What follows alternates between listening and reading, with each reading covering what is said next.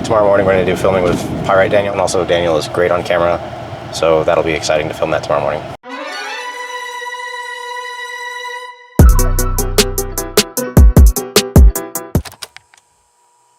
Hey folks, I'm Will Jessup, and I'm here with Daniel Ulibarri. He's got a crazy pyrite mine and knows everything about pyrite. Pyrites are super cool.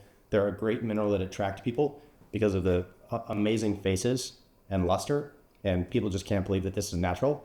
Daniel, why don't you introduce yourself and tell us about your mine? So our mine is located in Spain, and it's one of the only mines in the world that produces perfect pyrite cubic crystals. So the only place in the world? Yes. I mean, you can find cubic crystals, in nature all over the world. Halite, for example, also likes to crystallize in cubes, fluorite. However, when we open a textbook and we are starting to touch topics of crystallization, isometric crystallization is what we call cubic crystals. And you will see one from our mine in that page. Okay. Well, we are textbook, for isometric crystallization. This is as good as it gets. And so this that you're seeing here is just a pyrite crystal that has not been cut, polished. This is how we find them in our mine. So that's what makes them really special. One of my favorite things about our specimens, they're approximately 130, 140 million years old. So there were dinosaurs roaming around our planet when these crystals were formed. Did they take that long to grow, or? No, not necessarily. I mean, the time, we don't know exactly. It could be a process, thousands of years. But they stopped growing approximately that long. So they've been frozen in time for that long, and now we're able to find them. But how does it actually grow? Like, this is crazy. Yeah, so there's two things that form a pyrite crystal, two elements from the periodic table. We have iron and sulfur. So actually, if you look at the metallic, the nature of pyrite, that comes from the iron, and it has a golden hue, and that's going to be caused by the sulfur in them. What happens is that iron and sulfur, when they interact, they will form a molecular bond in the cubic crystallization. So if you were to look, with a microscope, okay, at the smallest, yeah, you'll start seeing cubic crystallization. Little cubes. Yes. And then they stick together. So so they will be stacked on top of each other until you see that pattern. One of the things that we were to look back at this area of the world, hundreds of millions of years ago, we call this shallow water. So so it will be like a big lake. And in this lake, there will be a lot of organic material, living organisms, that plants and, animals. When those animals die, they cause sulfur. And this region was rich in iron. So there was a big, flow of rivers that were combining this material. So you have the perfect recipe. So I really like to compare it to baking a cake, right? Like you have your eggs, you have your flour. So you have the dinosaurs are what make pyrite? Yeah, so this is literally there's definitely a dinosaur. Do you find bones? We find footprints. Yeah. We haven't found bones in our claim, but there have been bones found in the area. Cool. So there's also seashells, because that tells you that, now that we're in a mountain region, why if we're in a mountain region, we're finding shells is because of the plate tectonic movement. Right. So at this point, there were some point when we had all these perfect ingredients in this part of now Spain, and there was a plate tectonic that went down. So when this plate tectonic goes down, that's where I call the baking process. You start reaching high temperature, and you have the elements of iron and sulfur, and that's what starts to cause the crystallization. So one of the things is that cubic pyrite is actually doesn't need as much heat, for example, to crystallize. Like in Peru, the temperature was hotter. So that will cause also different crystallizations. So you can kind of tell the temperature that they were baking at. All right, cool. So let's pick this one up and see like an example All right, of how it grows. And show the So right now, for example, this is a piece of limestone from our deposit, right? And it's embedded with pyrite crystals. When we are finding our crystals, so there's like a mountain of this, right? Yes. Well, it's a vein within the area. So there's a very specific vein. What is a vein? So it's just a layer Yeah. where there's a concentration. And how big is it? That big? The vein, 10 feet? Like, it will go probably from like half a meter to sometimes to like 1.5 meters. okay. So it's a very thin layer. Yeah. Okay. And we're facing it. We're working it from the front. Following this vein. Okay. when we find the crystals, they're completely embedded in this rock, which is a limestone. So let's imagine that this limestone was a little bit softer. You know, it was mostly like a mud. Yep. You know, when they were forming. Yep. And this is one of the great things about why pyrite is perfect, a perfect cube, and why we are able to find it perfect. Okay. But Because they're not all perfect cubes. That's important because Yeah. that's how we want to get into the rating system. Mhm, That is what ties into prices. So ultimately, we're here to help people figure out how to pay the right amount for which cube. And it's great to start with this, especially like these, to see just when you pull it yes. out. You know, So this, for example, Yeah. you know, it's still embedded in the limestone, like all of this work. Yeah. So we have to chip away the limestone for them to, you know, for us to find them. So for example, like we just took this one out for the first time. You know, you can see Right. this crystal. And if we keep breaking this limestone, So if we look at this, though, I want to point out that the edges also have different faces. yeah, so that would be called cube octahedron Yeah. crystallization. And there's a lot of specimens in our mind that are not fully formed. Do you want to actually Perfect pull that out? crystals? Should we pull that out? Let's see, this one may need a little bit of more work. Yeah, this one's still Okay. in there. But that's how it is. But that's how it is. Even if you see in the back, Yeah. you know, there's many. Okay. So little how pieces. do you go from this to like a perfect cube, which is like what people are looking to buy? Yes. So actually, I mean, we have to work, you know, the area quite a bit until we get one area with perfect cubes. Okay. And this is what people don't understand when they think of our deposit. They think that, you know, everything's a perfect, yeah. I mean, perfect cube. so here, come look at this, and when you see this little tray, Still good. everything you're seeing is almost perfect cube. What's important is when you look over here, let's zoom in on this. So these are, an assortment of items that are coming directly from the rock, and they're not perfect cubes. So this is a super important context. We've got to look through. Track like that. If you just point to it on the table. Yeah. So this will be like the common denominator in our deposit, right? Yeah. You know, cubes that are not necessarily perfect crystals. You know, there's because they just brew differently. They have different temperature changes, and they're not perfect cubes. Also, I mean, there's gonna be times when they get damaged, either when through the plate tectonic movements, there's some cracks, but also at the extraction time, we can damage them. Yeah. So that's gonna reduce the value of the crystals. There's also many times when the crystals are touching each other, and this is an important thing to remember, because when they're touching, then they separate. They're never bonded. But if we extract them really, really carefully, we can get some of the most aesthetic specimens from our deposit. The most famous the specimens that we've ever mined have been ones that we're able to restore to their perfect. So you've got some cubes and they interlock and then they become the craziest thing. So you went over and you grabbed one. I'll let you show us what it is. Perfect. So we grabbed this one from our case, and this is a specimen that when we found, it was exactly embedded in the limestone. Yep. As we're breaking the limestone, there are some pieces that are just touching each other, but they were never bonded. There are also some that are sharing molecules that we call intergrowns that have molecules completely bonded. I mean, Meaning you can't take them apart. yes. Let's grab one of those ones for that. Introduce that concept. So, for example, this crystal that I have here now is going to be an intergrown. That means the molecules of the two crystals are sharing, but they keep their pattern of growth, which to me, I think is insane. When you start looking closely and see, how they interact and how they keep the edges, it's just super cool. Right. Also, one thing to remember is that these crystals, they're not also common either. For every single cube that we found, for every 100 of those, we have found, a few of these intergrowns. Okay. So that's also one of the things that's going to be good to remember when we're looking at the pricing of our specimens in the future. So let's talk about these. All right. So let's say we got this one.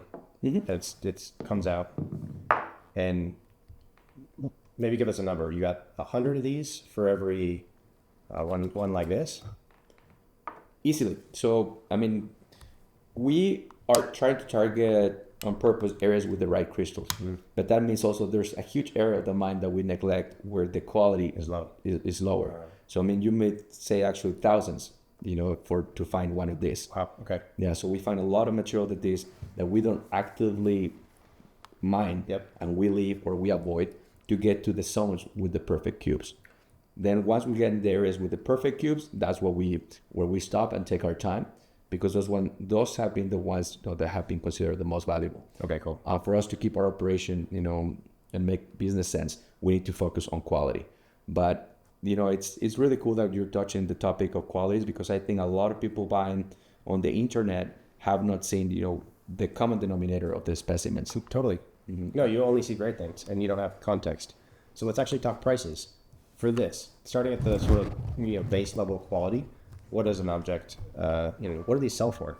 So this is material that when we sell, we will sell by kilograms. So this is the material that you'll see in rock shops, that we sell also to the Indian and Chinese market, and they will polish it and turn it into, beads or different objects. Okay, great. Like that. So it's hard to put a value, but I mean, they still have a value as an individual piece, because they're so special. That, I mean, they can go from like $5 to $10 to $15, even when damaged, $20. So you still see even in specimens like this, they're still pretty cool. I mean, they're not perfect cube. It's a big thing. So yeah. I mean, in a gift shop, it can still be $40. Okay. For something like this. Great. All right. So as it comes to the second quality, we've picked out 3 examples of different forms and different size. So walk us through why this is second quality. Okay. So we are very strict in what we consider second quality, due to the nature of our crystals being able to be found so perfect. We try to find small defects that will, put them in the category of second level. For example, this is a specimen that has good luster, beautiful structure, but it has a damage. So this automatically we will put it in the second category for us, and we will not want to sell it in our top tier. This is specimen, very interesting crystallization. The crystallization, it's, even though it's not like a perfect edge, if it was completely formed without damage, it could still pass as top 1 or number 1 category. But again, we have damage, and some people don't like the growth helix. These little things that you see here, they look like leopard spots. Yeah, they're growth helix. So there's also kind of like a temperature change at some point, that changes the growth planes. Okay, and it causes these growth helix. And this is something that, what is the helix? Hillox. Hillox. Oh, okay. Yeah, same thing on this one. And let's talk about price. What do those go for? So yeah, I mean, specimens like this, they will range between $5 to $10. Okay. In stores, that's what we'll be able to find them for. Retail. Great. Yeah. And if they find us, people want to sell them, they can buy them also by weight. Okay. Perfect. Then we have these ones, which are a little bit more interesting because they're also intergrown crystals. So we already talked about the intergrowns, and even when they're a second category, they're still very interesting. And a lot of the times, you can still position them in a way that the damage is hidden. Okay. So they can get away with great aesthetics if you know how to position your crystals. And this is really cool because when you're starting to collect minerals, you start to find the best way to display them. So sometimes if you're in a budget and you want to save some money but have a beautiful collection, you're able to identify these damages to save some money and position your piece in a way that will be very attractive. Okay, so I see something going on here. There's the pits on the face. That's different than the growth helix. So yes, what's going on there? It's just another kind of damage. So the pits are also, they're natural.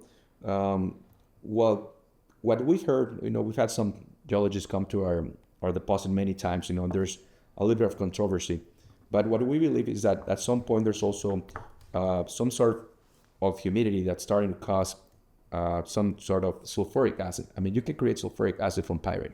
So actually, like industrial purpose for pyrite in the past was to create sulfuric acid. Yes. So supposedly there was some decomposition on the pyrite faces that released some of the sulfuric acid, damaging the faces of the crystals. They're saying. Okay. And this meat, so is a larger size and has intergrown. Well, what's the price of these? So these ones you can find them between, they can already start reaching $30 to $40 on specimens like this. Okay, great. Yeah. And then we've got a larger one. Then now we have larger ones. So this one, it's what I consider heavily damaged. Okay. Right. So this one has, big breakage, but still, if you position it in a specific way. You can conceal the damage, and the crystal structure is still really, really beautiful. So for somebody that's not a serious collector that wants a cool object, they can have a bigger piece at a much affordable price. Okay. With pieces like these, can still go for $40 or something like that, even with the damage, just because they still have that wow factor that characterizes our pirate specimens. So let's summarize the prices again between the 3 tiers here. So we're talking, here around 10. We can go from here to around 40. And actually, this one it has more damage, so you can probably will be around $40. So even though it's larger, the damage puts it in a category equal or in between these two, just because of the damage. The big one there. And this one is really cool because this one has, it does have damage and it has that pitting, but it has a beautiful intersection of the crystal that's still very, attractive. If you can see it up close, it's just really neat. And these crystals can still go for about $50, even with the damage. Okay, awesome. So this category here is actually one of my favorite ones. And these are what we already talked about, intergrowns. But what makes these ones really, really special is that you're seeing intersections between the crystals that form the crazy shapes. Every one of them is different. And they're completely perfect. So there's not going to be any damage in any of the edges or the faces of the crystals, which is really cool. Even to this point, I've been seeing these specimens for close to 20 years. And I still get excited when I find one at the mine. Yeah. This is not a material that it's very abundant. Actually, during trade shows, we only have a few boxes that are available. And most of the time, we keep them and sell them individually because there wouldn't be enough to, fulfill a demand for all the people that want them. Okay, cool. So what's the price on these intergrowns? So this is very interesting because when you have intergrowns, the shape of the crystal sometimes is really cool and they can go for a premium. So even though they're small, specimens like this, can go between, $50 to $60 all the way, to $100 to $200, depending on how cool the formation is. Okay. So the intergrowns is where it starts to get really interesting. And this is what people like to have in their collections. This is their top tier, best luster, and really, really cool points of intersection. So for example, this is one that's really neat because you have one of the crystals just coming out of the corners here. So they have like their own personality, right? Like when you start with just a single cube, you can have 100 that look very similar. And when you start going to the intergrowns, now you can remember the crystal is different. So if this was an individual cube of this size, not intergrown, how much would that be? Yeah, it would be a specimen that would be around $5. Just for a perfect... Just $5 for a little one to $10. Yeah, like but perfect one. A level. Yeah, you can still get, because this is little. Once you get to the bigger size, like if it was like this, then it'll be different. Let's talk about that. So if this was perfect... if this is perfect, then you start getting, around the, $20 or $30 range on it. But when they're little like this... So once you get some interlocking, what's it called again? This is... we call them intergrowns. Intergrowns? Mm-hmm. And what's it... Okay, so that changes the price. Yes, significantly. Okay. First of all, there's a lot less of them, and their shapes are just so much cooler, right? Yeah. So then we've got another concept here, which is not intergrown, but it's going to be those ones over there, the clusters. Okay. The job that we're at. Okay. Let's see. All right. So we've got another concept that's not intergrown, right? And let's describe what these guys are, and I'll pull out a few as you sort of talk to them. Yes. So these specimens we're seeing here are what we call the clusters or groupings. Clusters. These ones, even though very similar to the intergrowns, there's something that we have to do for them to look like this. That means we have to find the point of attachments where they were, when we find them, they're together, but they came apart. Mm-hmm. They were never bonded, they don't break. They just have these beautiful points of intersection that we're able to put back together like a puzzle. So if we have the right pieces, you can do it. What do you mean put them back together? Yes. So remember we talked about some points of intersection between the crystals that we're able to join back. And when we're talking about specimens like this one right here. So this is like baby clusters, right? Yeah. So there are still points of intersection between these crystals, and we're able to put them back together. So we have to use, stabilizer glue to make sure that they stay in that position. this is something, that's accepted when you do it, when the position is the original position. Yeah. Other crystals that have to be stabilized like this are Herkimer quartz from New York. They're also, the beautiful formation that they have, they also have to be clicked into place. Got it. So when you collect these, you collect them very carefully, and you know the positions. You take them back to a lab, and you clean them, Exactly. glue them back together. Great. That's what we have to do. But between a specimen like this and an integral like this, the integral is going to have more value. Let's talk about it. The reason being is that, these are completely bonded. We still have to manipulate this one. But if we're able to find one where a lot of pieces click in, that's where the price point just goes more higher, which is specimens like this. So let's talk about the price point of this size and clusters. Yeah, so specimens like this, they'll be, in the store for around $25, $30. Okay. Remember we were saying the integrals were, between 50, 60, 80. Okay. They can really go up. And then when you get to Crazy Town? So, this specimen is one of a kind. You'll always see this piece and you'll always remember it. You can take a photo and it's a natural sculpture. Yeah. So the pricing is very subjective. If you had some damage, it'll be a couple $100. It's special deal. Man, I have a hard time because I love it so much, but this should be around over $1,000 for a little piece like this. And we think pirates is like one of the best intro stones to have. Because one of the gateway. Yeah, it's a gateway drug, right? Drug. Crazy. It's like, doing this business for so long, and I do. You give someone this, right, and they put it on their desk, and they you can look out of the side of your eyes. What is going on? And you start wondering, because a lot of the times, when we start looking at minerals, we see, just the rock shot minerals. They really look like rocks, right? Let's be honest with us. It's like there's a lot of minerals that they look just like stones you found on the side of the road. Yeah. But a lot of the people, we don't get to see, the higher quality specimens. They're out of reach most of the time. So with pirate specimens, they're still affordable to a point where they could be in a rock shop, but you're starting to see the beautiful crystallization for the first time, and this is just like what opens you up to start looking what else is there in the mineral world. And then we're able to find, all these beautiful other crystals. It's actually a really good story about how, if you sold that for $1,000, you'd see it resell for $2,500. Are there examples of how this is a collectible that people have traded and made money on that you could share with us? As far as like people, sorry, repeat that. Like, for example, if I buy this one, I'm probably not going to be able to resell this for money. This goes on my desk and it's something that I just love. But maybe if I buy this one, will it appreciate? Or like at what level of stone do I have to buy where I can participate in an aspect of what drives people into collectibles, which is the idea that you can actually put your money there and it will appreciate over the years. Right? If I buy Pokemon cards, like that's why people do that, because they're trying to make money on the side or like at the same time with their So are pirates something that people do that with? Yes, absolutely. When you're talking about average specimen, the cool thing about a pirate, it holds its value. Even for us, our prices have gone up, over time, because the cost of mining just gets higher. There's a lot of cost in a mining operation. So even when we are in the future, even for us, we may be able to have to sell more expensive. So your specimen will float in value. But when you get to really, really interesting formations like the ones we're talking, they become very desirable. And if you buy this for $1,000, there may be a collector that really desires to have that specific piece, and that's when you can start. Just because it's massively rare. Yes. Yes, just because it has like a really cool formation that somebody falls in love. It's a one of a kind, and that's when they start to increase in value.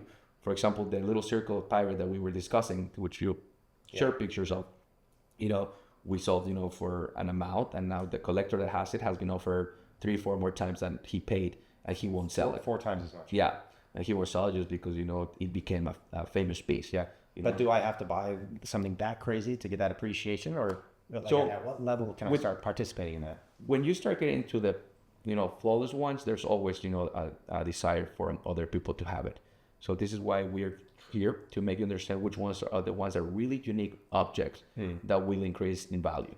And with the good specimens, there, you can always at least know that the money's there and there's a good appreciation, and that's why we're at Earth Wonders, we're gonna have the top tier specimen, so that people know that what they're buying, has a value and it's going to increase over time. Awesome. Yeah, we hope so. Okay, so we've got another concept to introduce, which is pyrites on matrix. So everything we've seen up to this point has been individual cubes separated from matrix, but that's not all that we have in the world of pyrites. So why don't you? I'll pull out some of these. And why don't you talk to us about these? Yeah. And what makes them special? What's the tier? What's the tier of these? And what's the price?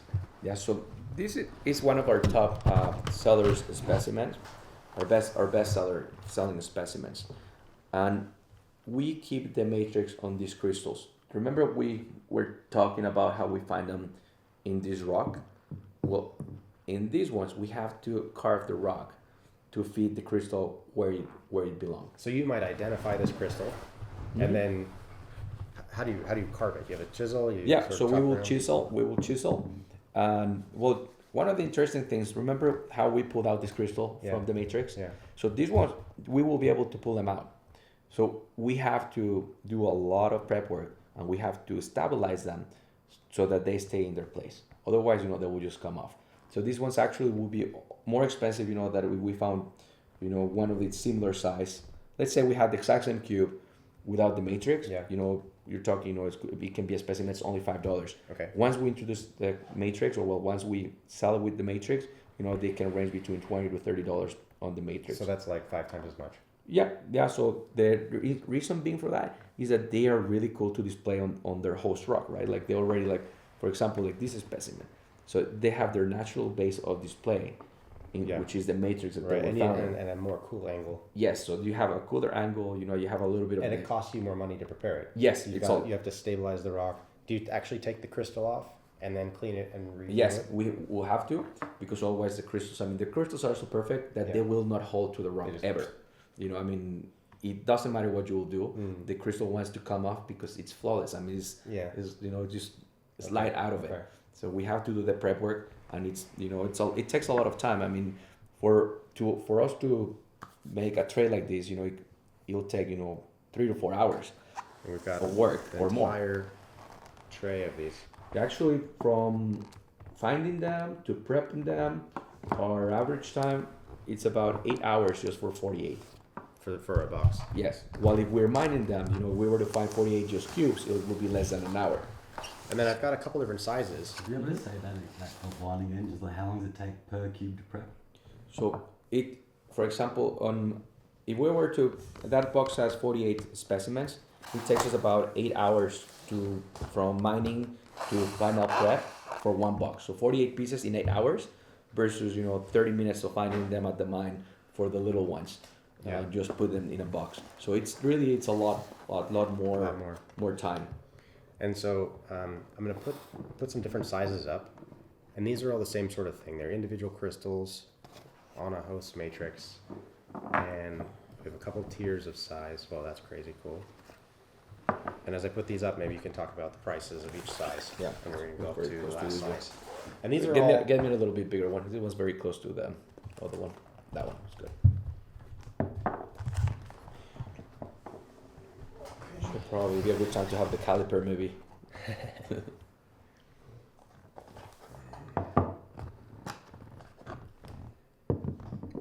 Started looking much bigger. That one's a cool one, huh? Okay, just 3 of those. Actually, this is crazy. Cool.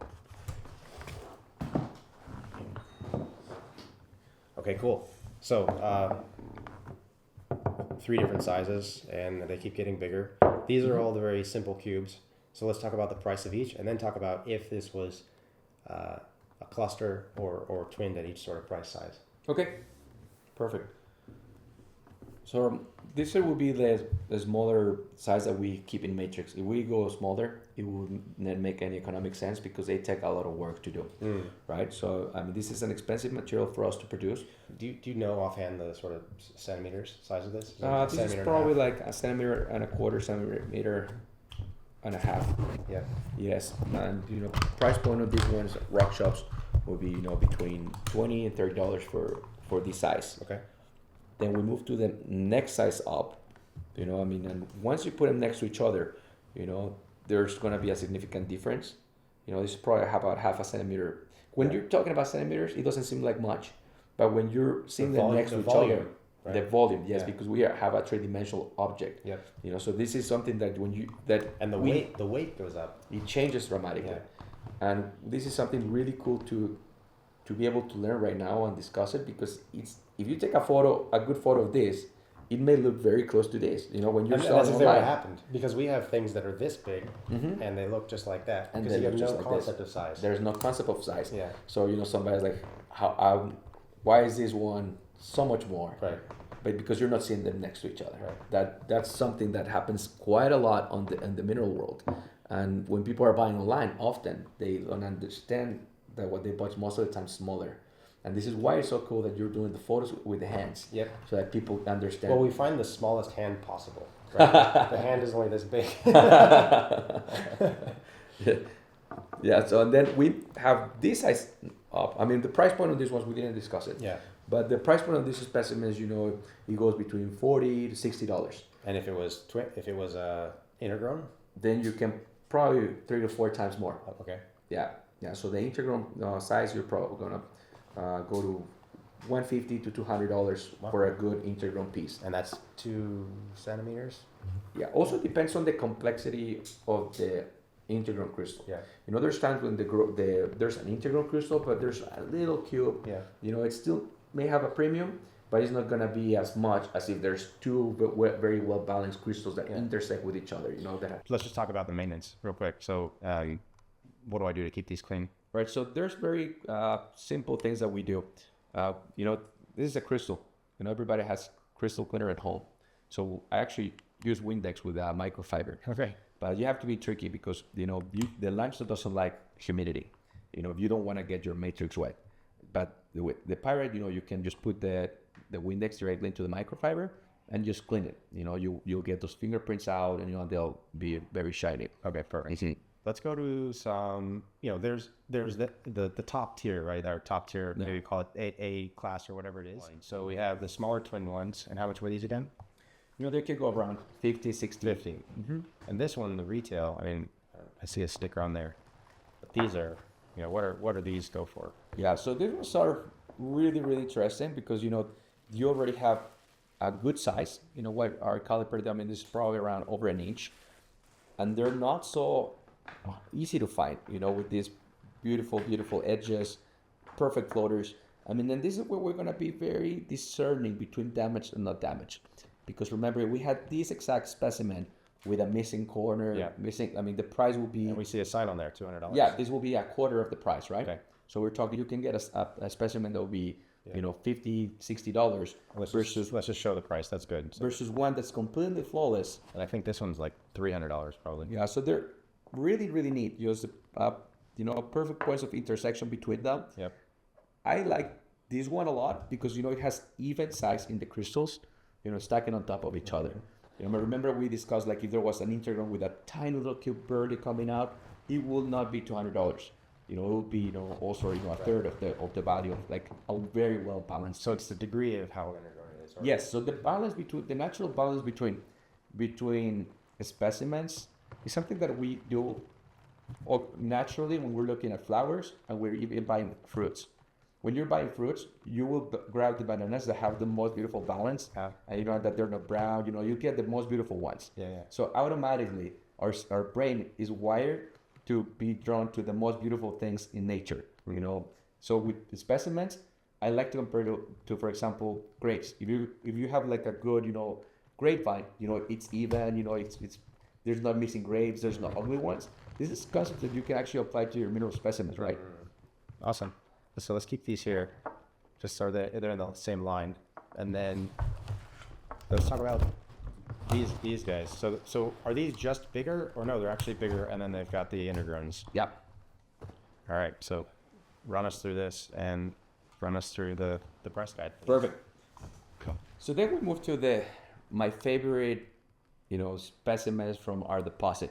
And These are the kind of things that we have on our side. Yes, these are the, you know, From your personal collection. from my personal collection. These three, you know, are specimens that could easily go there, but I kept these three. Yeah. Not because they're better than the others, it's because I also wanted to have some representation here. And How rare are these? This is a one in how many? you know, we can mine actively all year long, and you know, if we get 25 of this quality, 25. like perfect, I think it's too much. You know, when they're that beautiful, when they're really aesthetic, intergrowns in matrix. Because now we're talking different things here. We have to play with these are in matrix. If you are mining and the piece it doesn't sit well in the matrix, I mean, you only have one shot at doing it. You know, sometimes, you know, like these crystals could be buried in the front. This will be your bottom. So you're playing with natural balance. You know, you have to be a little bit of luck to make sure that the piece is sitting in the best angle. And beautiful crystals with good size, perfect luster, and just really, really beautiful intersection points. Like the specimens that you got on the side were not from 1 year, or some specimens that get put aside, you know, and it's actually probably a few years that I've been saving some specimens. I've obviously sold some really good ones, but those were nice enough that I decided to keep them. Yeah. And this is the type of specimens that you're gonna be getting in the website. You know, they're really cool stuff, one-offs that are gonna make you happy when you look at them in your case. I mean, can you believe that it's the mine owner only gets a couple dozen of these per year of this quality? Yes, and I think, you know, when you compare to this, where we have thousands of this, and this is what we're constantly seeing on the websites, stores, you know, to find the really beautiful intergrowns is really hard. Okay. And forget about if it's clusters. If we have a cluster and matrix, which is almost impossible, then the price then goes much higher. So I see a cluster on matrix right over here.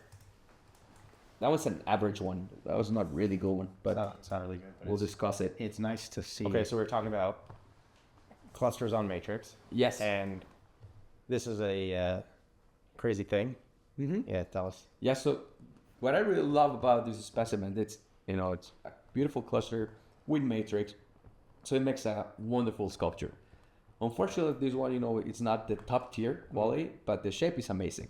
If we were to find specimens with this, you know, sculptural look, flawless, the price really goes much higher. You're talking, you know, that you go to the 5 digits on specimens like this. What does that mean? Give us a range or an example. So the specimens with excellent aesthetics, you know, they can go from 10 to all the way to, I mean, one of the records, I cannot say where it's sold or who had it, but, you know, we're above $150,000 for one of our specimens. Killer. Okay.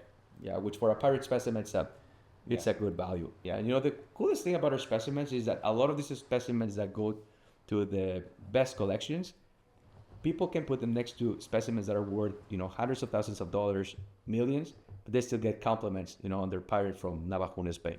Nice. And what would this one be priced at? Do you know? Because Yes. we know that it has some damage. So this one with damage, even though, you know, there's got some visible, you know, flaws, this is a specimen that could still reach, you know, between $5,000, around $5,000 for a specimen like this. Yeah, it's still it's a piece of art. Yep. Yeah, it's something that can go, you know, in your house as decoration, you know, and just have a good impression, and it's a great conversation piece as well. So we've got everything on the table. We've learned all about it. Let's just do a quick summary and run through what we've learned and the different qualities. Perfect. So remember, everything we find is completely covered in limestone. We have no idea what we're gonna find. When we find the specimens, most of the time, you know, they got not perfect cubic crystals. They got damage. Then we start finding them in better quality, but sometimes there's damage as well in the specimens. Then we start finding good formations, you know, good integral crystals with some damages. So the prices progress as we start finding good quality. You know, you can still have, you know, some valuable big pieces with some damage that you can conceal, but then you start move to the little jewels, which are our intergrowns and our clusters. This is kind of our favorite categories. And then we have the specimens that we're able to keep in the matrix, which the matrix serves as a natural stand for our specimens. And then we have it bigger, and then just everything comes great. together. You know, then you have all these crazy formations that just, you know, you wonder how is that even possible. Even when you understand the concept of cubic crystals, which takes a little bit, you know, for the first times you see it, it's like how can this be possible? Then you have these beautiful intersection points just to confuse you even more. Perfect. And then to top it off, then we have our amazing clusters, which are really just natural sculptures of pyrite crystals that you can display like, you know, art objects because they're so beautiful. And that'll be specimens like this, or like even like this little one here, which is just really outstanding. I mean, if we get pieces like this, you know, much bigger, then they become really, really desirable. But that's the ultimate collectible for somebody looking for a specimen from our collection. Awesome. Okay, so we'd love to know what other questions you have about pyrite crystals and collecting. I think we did a good job of covering the basics here, but let us know if you have comments, questions. Daniel, dude, thank you, man. Thank you, Will. Thank you for coming. Great. Okay. All right. Appreciate it.